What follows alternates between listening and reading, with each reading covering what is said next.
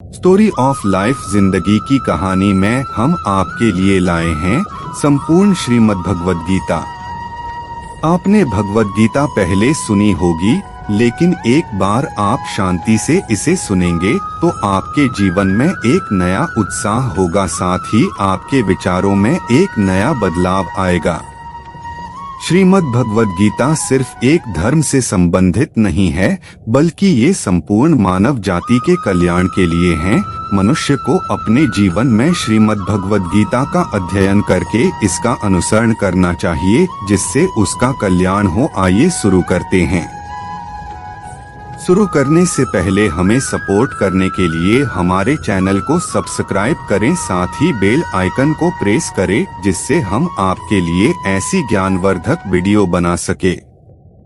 महाभारत युद्ध आरंभ होने के ठीक पहले भगवान श्री कृष्ण ने अर्जुन को जो उपदेश दिया वह श्रीमद् भगवद गीता के नाम से प्रसिद्ध है। यह महाभारत के भीष्म पर्व का अंग है। गीता में 18 अध्याय और 700 श्लोक हैं। आज से सन 2023 से लगभग 5168 वर्ष पूर्व 3145 ईसा पूर्व पहले गीता का ज्ञान बोला गया था। गीता की गणना प्रस्थानत्रयी में की जाती है, जिसमें उपनिषद और ब्रह्म सूत्र भी सम्मिलित हैं। अतएव भारतीय परंपरा के अनुसार गीता का स्थान वही है जो उपनिषद और धर्म सूत्रों का है। उपनिषदों को गौ, गाय और गीता को उसका दुग्ध कहा गया है। इसका तात्पर्य यह है कि उपनिषदों की जो अध्यात्म विद्या थी उसको गीता सर्वांश में स्वीकार करती है। उपनिषदों की अनेक विद्याएं गीता में हैं, जैसे संसार के स्वरूप के संबंध में अश्वत्थ विद्या। इस प्रकार वेदों के ब्रह्मवाद और उपनिषदों के अध्यात्म, इन दोनों की विशिष्ट सामग्री गीता में सन्निविष्ट है। उसे ही पुष्पिका के शब्दों में ब्रह्म विद्या कहा गया है। महाभारत के युद्ध के समय जब अर्जुन युद्ध करने से मना करते हैं, तब श्री कृष्ण उन्हें उपदेश देते हैं और कर्म व धर्म के सच्चे ज्ञान से अवगत कराते हैं। श्री कृष्ण के इन्हीं उपदेशों को भगवद गीता नामक ग्रंथ में संकलित किया गया है। श्रीमद् भगवद गीता की पृष्ठभूमि महाभारत का युद्ध है। जिस प्रकार एक सामान्य मनुष्य अपने जीवन की समस्याओं में उलझकर किंकर्तव्य विमूढ़ हो जाता है और जीवन की समस्याओं से लड़ने की बजाय उससे भागने का मन बना लेता है, उसी प्रकार अर्जुन, जो महाभारत के महानायक थे, अपने सामने आने वाली समस्याओं से भयभीत होकर जीवन और क्षत्रिय धर्म से निराश हो गए थे।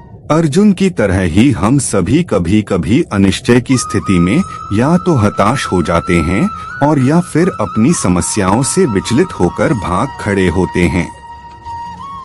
इसीलिए भगवान श्री कृष्ण ने जन सामान्य के लिए कर्तव्यनिष्ठ मार्ग को इंगित करने के लिए इस महाज्ञान को गीता के माध्यम से प्रस्तुत किया है। श्रीमद् भगवद गीता को भगवान श्री कृष्ण ने 18 अध्याय और 700 श्लोक में बताया है। हम सभी 18 अध्याय आपके लिए संस्कृत श्लोकों के सरल हिंदी अनुवाद के साथ आपके लिए प्रकाशित कर रहे हैं, ताकि आप इसे आसानी से पढ़ सके। पहला अध्याय अर्जुन विषाद योग। भगवान श्री कृष्ण ने अर्जुन को निमित्त बनाकर समस्त विश्व को गीता के रूप में जो महान उपदेश दिया है, यह अध्याय उसकी प्रस्तावना रूप है। उसमें दोनों पक्ष के प्रमुख योद्धाओं के नाम गिनाने के बाद मुख्य रूप से अर्जुन को कुटुंबनाश की आशंका से उत्पन्न हुए मोहजनित विषाद का वर्णन है। धृतराष्ट्र बोले, हे संजय, धर्मभूमि कुरुक्षेत्र में एकत्रित युद्ध की इच्छा वाले मेरे पांडु के पुत्रों ने क्या किया? संजय बोले, उस समय राजा दुर्योधन ने व्यूहरचनायुक्त पांडवों की सेना को देखकर और द्रोणाचार्य के पास जाकर यह वचन कहा, हे आचार्य, आपके बुद्धिमान शिष्य द्रुपद पुत्र धृष्टद्युम्न के द्वारा व्यूहाकार खड़ी की हुई पांडुपुत्रों की इस बड़ी भारी सेना को देखिए। इस सेना में बड़े बड़े धनुषों वाले तथा युद्ध में भीम और अर्जुन के समान शूरवीर सात्यकी और विराट तथा महारथी राजा द्रुपद, धृष्टकेतु और चेकितान तथा बलवान काशीराज, पुरुजित, कुंतीभोज और मनुष्यों में श्रेष्ठ शैब्य, पराक्रमी, युधामन्यु तथा बलवान उत्तमौजा, सुभद्रा पुत्र अभिमन्यु और द्रौपदी के 5 पुत्र, ये सभी महारथी हैं। हे ब्राह्मण श्रेष्ठ, अपने पक्ष में भी जो प्रधान हैं, उनको आप समझ लीजिए। आपकी जानकारी के लिए मेरी सेना के जो सेनापति हैं, उनको बतलाता हूँ। आप द्रोणाचार्य और पितामह भीष्म तथा कर्ण और संग्राम विजय कृपाचार्य तथा वैसे ही अश्वत्थामा, विकर्ण और सोमदत्त का पुत्र भूरिश्रवा और भी मेरे लिए जीवन की आशा त्याग देने वाले बहुत से शूरवीर, अनेक प्रकार के अस्त्रों शस्त्रों से सुसज्जित और सब के सब युद्ध में चतुर हैं। भीष्म पितामह द्वारा रक्षित हमारी वह सेना सब प्रकार से अजेय है और भीम द्वारा रक्षित इन लोगों की यह सेना जीतने में सुगम है। इसलिए सब मोर्चों पर अपनी अपनी जगह स्थित रहते हुए आप लोग सभी निसंदेह भीष्म पितामह की ही सब ओर से रक्षा करें। कौरवों में वृद्ध बड़े प्रतापी पितामह भीष्म ने उस दुर्योधन के हृदय में हर्ष उत्पन्न करते हुए उच्च स्वर से सिंह की दहाड़ के समान गरज कर शंख बजाया। इसके पश्चात शंख और नगारे तथा ढोल, मृदंग और नरसिंघे आदि बाजे एक साथ ही बज उठे। उनका वह शब्द बड़ा भयंकर हुआ। इसके अनंतर सफेद घोड़ों से युक्त उत्तम रथ में बैठे हुए श्री कृष्ण महाराज और अर्जुन ने भी अलौकिक शंख बजाए। श्री कृष्ण महाराज ने पांचजन्य नामक, अर्जुन ने देवदत्त नामक और भयानक कर्म वाले भीमसेन ने पौंड्र नामक महाशंख बजाया। कुंती पुत्र राजा युधिष्ठिर ने अनंत विजय नामक और नकुल तथा सहदेव ने सुघोष और मणिपुष्पक नामक शंख बजाए। श्रेष्ठ धनुष वाले काशीराज और महारथी शिखंडी और धृष्टद्युम्न तथा राजा विराट और अजय सात्यकी, राजा द्रुपद और द्रौपदी के 5 पुत्र और बड़ी भुजा वाले सुभद्रा पुत्र अभिमन्यु, इन सभी ने, हे राजन, सब ओर से अलग अलग शंख बजाए और उस भयानक शब्द ने आकाश और पृथ्वी को भी गुंजाते हुए धार्तराष्ट्रों के अर्थात आपके पक्ष वालों के हृदय विदीर्ण कर दिए। हे राजन, इसके बाद कपिध्वज अर्जुन ने मोर्चा बांधकर डटे हुए धृतराष्ट्र संबंधियों को देखकर उस शस्त्र चलाने की तैयारी के समय धनुष उठाकर ऋषिकेश श्री कृष्ण महाराज से यह वचन कहा है, हे अच्युत, मेरे रथ को दोनों सेनाओं के बीच में खड़ा कीजिए और जब तक कि मैं युद्ध क्षेत्र में डटे हुए युद्ध के अभिलाषी इन विपक्षी योद्धाओं को भली प्रकार देख न लूं कि इस युद्धरूप व्यापार में मुझे किन किन के साथ युद्ध करना योग्य है, तब तक उसे खड़ा रखिए। दुर्बुद्धि दुर्योधन का युद्ध में हित चाहने वाले जो ये राजा लोग इस सेना में आए हैं, इन युद्ध करने वालों को मैं देखूंगा। संजय बोले, हे धृतराष्ट्र, अर्जुन द्वारा इस प्रकार कहे हुए महाराज श्री कृष्णचंद्र ने दोनों सेनाओं के बीच में भीष्म और द्रोणाचार्य के सामने तथा संपूर्ण राजाओं के सामने उत्तम रथ को खड़ा करके इस प्रकार कहा कि हे पार्थ, युद्ध के लिए जुटे हुए इन कौरवों को देखो। इसके बाद पृथापुत्र अर्जुन ने उन दोनों सेनाओं में स्थित ताऊ चाचों को, दादों परदादों को, गुरुओं को, मामाओं को, भाइयों को, पुत्रों को, पौत्रों को तथा मित्रों को, ससुरों को और सुहृदों को भी देखा। उन उपस्थित संपूर्ण बंधुओं को देखकर वे कुंती पुत्र अर्जुन अत्यंत करुणा से युक्त होकर शोक करते हुए यह वचन बोले। अर्जुन बोले, हे कृष्ण, युद्ध क्षेत्र में डटे हुए युद्ध के अभिलाषी इस स्वजन समुदाय को देखकर मेरे अंग शिथिल हुए जा रहे हैं और मुख सूखा जा रहा है तथा मेरे शरीर में कंप और रोमांच हो रहा है। हाथ से गांडीव धनुष गिर रहा है और त्वचा भी बहुत जल रही है तथा मेरा मन भ्रमित हो रहा है, इसलिए मैं खड़ा रहने को भी समर्थ नहीं हूँ। हे केशव, मैं लक्षणों को भी विपरीत देख रहा हूँ तथा युद्ध में स्वजन समुदाय को मारकर कल्याण भी नहीं देखता।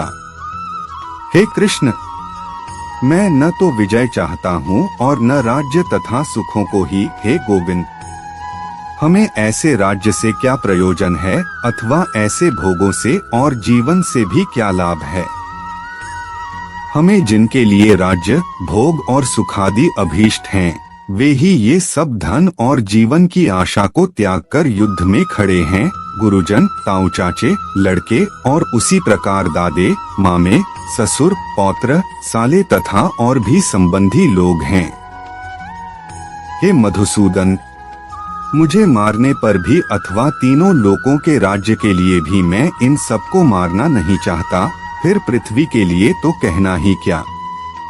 हे जनार्दन, धृतराष्ट्र के पुत्रों को मारकर हमें क्या प्रसन्नता होगी। इन आत्ताइयों को मारकर तो हमें पाप ही लगेगा। अतएव हे माधव, अपने ही बांधव धृतराष्ट्र के पुत्रों को मारने के लिए हम योग्य नहीं हैं, क्योंकि अपने ही कुटुंब को मारकर हम कैसे सुखी होंगे। यद्यपि लोभ से भ्रष्टचित्त हुए ये लोग कुल के नाश से उत्पन्न दोष को और मित्रों से विरोध करने में पाप को नहीं देखते, तो भी हे जनार्दन, कुल के नाश से उत्पन्न दोष को जानने वाले हम लोगों को इस पाप से हटने के लिए क्यों नहीं विचार करना चाहिए। कुल के नाश से सनातन कुल धर्म नष्ट हो जाते हैं। धर्म के नाश हो जाने पर संपूर्ण कुल में पाप भी बहुत फैल जाता है।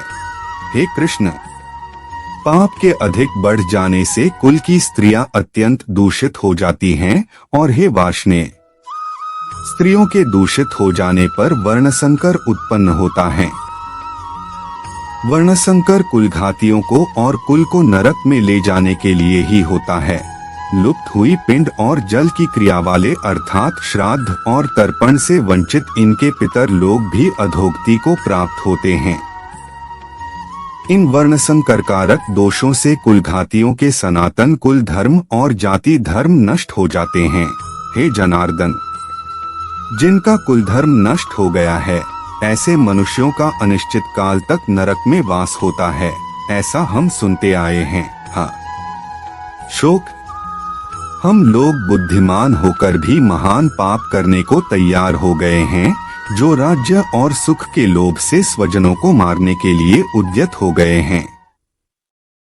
यदि मुझ शस्त्ररहित और सामना न करने वाले को शस्त्र हाथ में लिए हुए धृतराष्ट्र के पुत्र रण में मार डालें, तो वह मरना भी मेरे लिए अधिक कल्याणकारक होगा।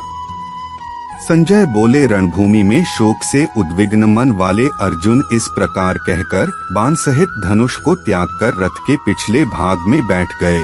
इस प्रकार उपनिषद, ब्रह्म विद्या तथा योग शास्त्र रूप श्रीमद् भगवद गीता के श्री कृष्ण अर्जुन संवाद में अर्जुन विषाद योग नामक प्रथम अध्याय संपूर्ण हुआ। दूसरा अध्याय अगली वीडियो में देखिए। साथ ही हमारे चैनल को सब्सक्राइब करें और बेल आइकन को प्रेस करें, ताकि हम आपके लिए ऐसी वीडियो बनाने के लिए प्रेरित होंगे।